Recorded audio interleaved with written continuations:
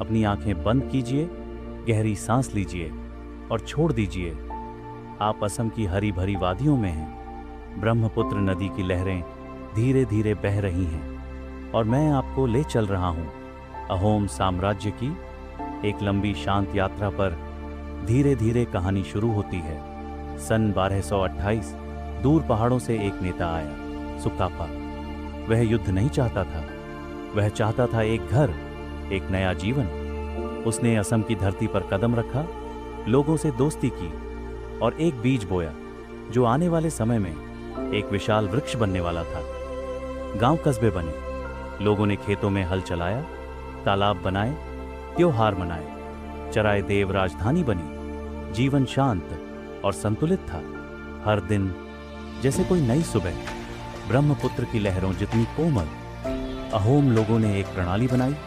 हर व्यक्ति कभी सैनिक, कभी किसान, कभी मजदूर, सब बराबर। त्योहारों की धुन, नृत्य की थाप, धीरे धीरे उनकी बोली असमिया भाषा में घुल गई।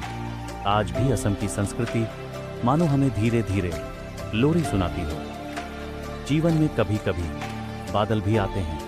मुगल साम्राज्य ने कई बार असम में कदम रखा, लेकिन अहोमों ने अपनी धरती की रक्षा की। सबसे प्रसिद्ध नाम लाचित बोरफुकन। उनकी आवाज अब भी इतिहास में गूंजती है। मैं अपने देश के लिए जीऊंगा, पीछे नहीं हटूंगा। ये शब्द अब लोरी की तरह धीरे धीरे मिट जाते हैं और सिर्फ शांति रह जाती है। रंगघर, करेंघर, शिवसागर का तालाब, ये सब आज भी खड़े हैं, शांत, स्थिर, जैसे कोई कह रहा हो हम अब भी यहाँ हैं और तुम सुरक्षित हो। समय बदलता है धीरे धीरे। साम्राज्य कमजोर हुआ, बर्मी आए, फिर अंग्रेज आए।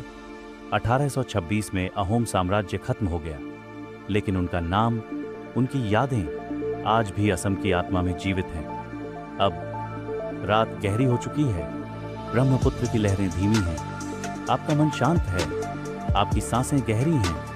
अहोम साम्राज्य की कहानी अब एक किताब की तरह धीरे धीरे बंद हो रही है और आप गहरी, मीठी, सुखद नींद में डूब रहे हैं। शुभ रात्रि।